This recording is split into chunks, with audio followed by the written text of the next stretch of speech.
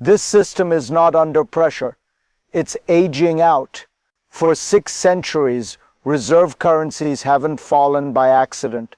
They follow a brutal pattern, a rise, a peak, then a slow motion failure that looks stable right up until it doesn't. And according to the material you provided, the average lifespan isn't symbolic. It's measurable, about 80 to 110 years. No exceptions. The mechanism is always the same: debt, printing, and the illusion of permanence. Now lock on to one detail. The US dollar became the world's reserve currency in 1944. That's not a slogan, that's a timestamp. And by 2025, it hits year 81. 81, not sometime later, not eventually, right now. So here's the contradiction you're watching in real time.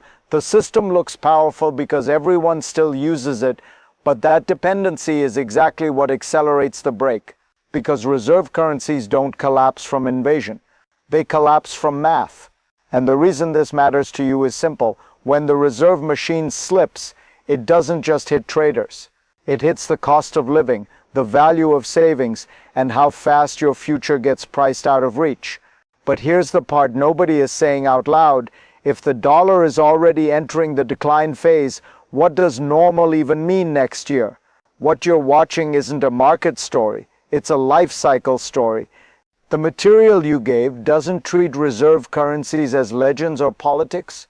It treats them as a repeating structure, 6 centuries of repetition, a 7-stage cycle where monetary empires rise, dominate, then decay on a clock that keeps landing in the same window, roughly 80 to 110 years. And the claim is blunt. There are no exceptions because they don't die from one dramatic shock. They die from the same internal disease, debt, and the illusion that the system is permanent. So the core event here isn't a single headline.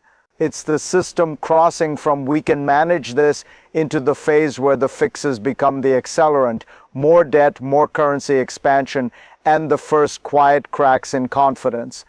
Now ask the reframing question that changes everything. If the reserve currency must feed the world liquidity, and that requires permanent deficits, what happens the moment the world stops accepting the cost of that arrangement? Because the next parts aren't about theory. They're about the mechanisms already turning. The strongest claim in your material is also the most dangerous one. The decline doesn't start when the system collapses. It starts when the debt becomes normal. The text lays out a repeatable sequence. Reserve currencies rise with dominance, then drift into a phase where rising debt forces more monetary expansion just to keep the machine running.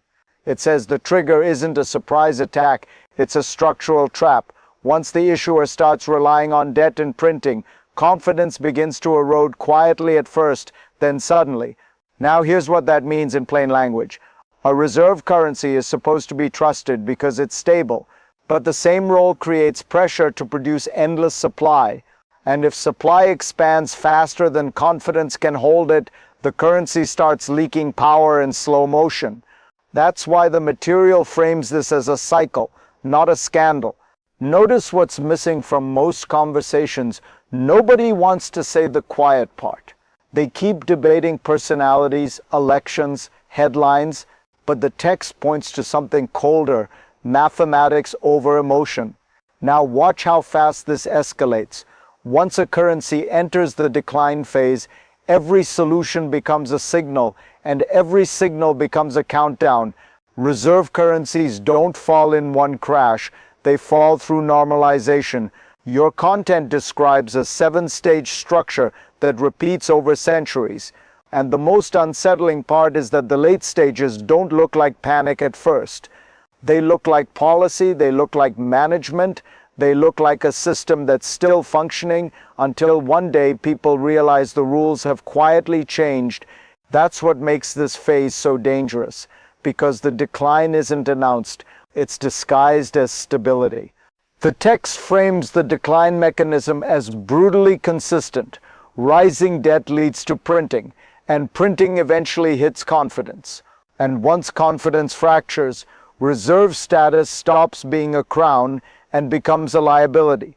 because the whole world starts asking the same question at the same time: what do we hold instead? This is where the story flips. If the reserve currency is aging, then the strength you see everyone still using it isn't proof of safety. It's proof of dependence. And dependence is what snaps under pressure. Because when a system becomes too big to fail, it also becomes too expensive to maintain. And once that cost becomes visible, the next stage begins: quiet exits, alternative rails, and the first real competition for the throne. Now, the second proof hit lands harder because it's not just about a timeline, it's about the logic trap the reserve currency creates. Your content says the US dollar's reserve status begins in 1944. It states that reserve currencies have historically lasted around 80 to 110 years on average. It frames the late-stage decline as driven by debt and the illusion of permanence. Here's why that's more disturbing than it sounds. Because the reserve currency doesn't just represent power. It forces a behavior pattern. To supply the world, you run deficits. To fund deficits, you borrow. To keep borrowing cheap, you lean on expansion and printing. And over time, the currency stops being a store of trust and becomes a tool of necessity. Now watch the contradiction between words and mechanics. The reserve system sells stability, but it survives on imbalance. It tells people it's permanent, but it operates like a timer. And here's the line that permanently changes how you see the story. A reserve currency doesn't die because it becomes weak. It dies because it becomes unavoidable, until the world starts building exits. Notice what they don't deny in the cycle logic. The end isn't optional. The only question is speed. Now stack the pressure. Because once a reserve currency enters the decline window, it doesn't face one threat. It faces multiple at the same time. Your content describes the cycle as a 7-stage structure, not a single moment. It says the late stages are defined by rising debt and monetary expansion, then the confidence phase begins to slip. So here's the mini crisis stack. First, the timeline pressure. If the reserve clock averages 80 to 110 years and the starting point is 1944, then 2025 isn't a theory. It's a location on the curve. Second, the credibility pressure. Once the system depends on debt and expansion, the promise of stable money stops being a promise. It becomes a marketing line. Third, the exit pressure. The moment confidence begins to wobble, the system doesn't need everyone to leave. It only needs enough people to start preparing alternatives, quietly, systematically. But here's the part nobody is saying out loud. These pressures don't arrive one by one. They pile up, and when they pile up, the system doesn't break neatly. It starts slipping in unpredictable directions. What happens if this continues? Here's where it stops being a macro story and becomes a you story. If the reserve currency machine weakens, the first thing you feel isn't a headline. It's distortion, prices that don't make sense, stability that feels staged, a world where the numbers keep moving but your life doesn't get easier. Because when a system is built on trust, the moment trust fades, everything turns into a negotiation. Your savings, your wages, the cost of basics, the idea that planning ahead is safe. Your content says reserve currency collapse is driven by debt and by the illusion of permanence. That illusion isn't abstract. It's the mental contract people build their lives on. And when that contract starts cracking, people don't wait for a declaration. They adjust in real time, less spending, more fear, more hedging, more just in case. This is where the story flips again. It's not about whether you understand monetary history. It's about whether you can recognize the moment the rules start shifting underneath you. If this feels familiar, say so in the comments, because the next layer is even colder. It's not a failure of leadership. It's the design of the machine. The smartest part of your material isn't the timeline. It's the mechanism. It describes a repeating 7-stage cycle of monetary empires. It says the late-stage decay is driven by debt, printing, and the illusion of permanence. That implies something mainstream coverage rarely says clearly. This isn't mainly a story about a bad year or a bad policy. It's a structural incentive problem because reserve currency status works like a superpower upgrade.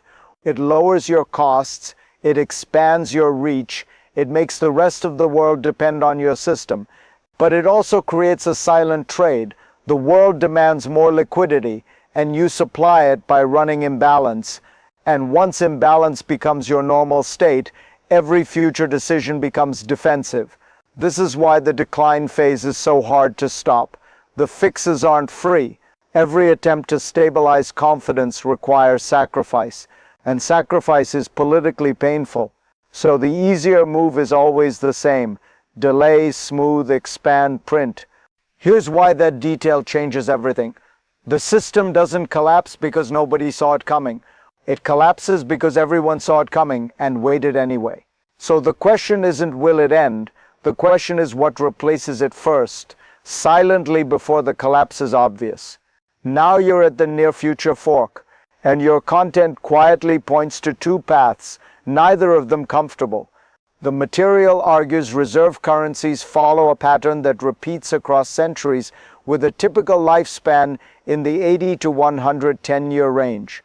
It anchors the current reserve currency start point at 1944, making 2025 a meaningful position in that cycle. Path 1 is the slow fade. The system doesn't break, it degrades. Confidence leaks, purchasing power thins, and more people quietly behave as if the reserve era is ending without ever saying it on camera. The world keeps using the currency but trusts it less. That's how empires age without a headline. Path 2 is the faster fracture. Not a cinematic explosion, but a sharp shift, one catalytic moment where confidence drops quicker than policy can patch it. And once that happens, the exit behavior accelerates. Alternatives stop being insurance and start becoming strategy. Now watch how fast this escalates. Both paths can look identical at first. Same speeches, same charts, same reassurances, but the next move is already forming because the cycle doesn't wait for permission. It waits for alignment. The reserve currency story always ends the same way, not with collapse, with replacement.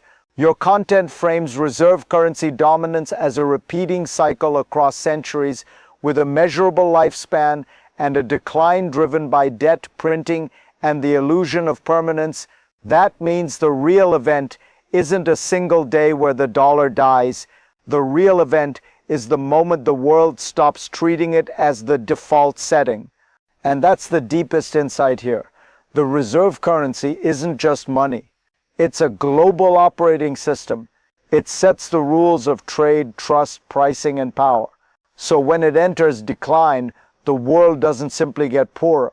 The world gets more unstable because the referee is also the player and the scoreboard is also the weapon. This is where the entire story reframes into one sentence. The most dangerous phase isn't the collapse, it's the transition. Because transitions create vacuum, and vacuums create opportunists. So if you want the next layer, the quiet moves that signal what replaces the system and who benefits first, make sure you're subscribed. I'll break down the pressure points, the incentives, and the warning signs before they become obvious to everyone else. Because the clock doesn't need permission to keep ticking.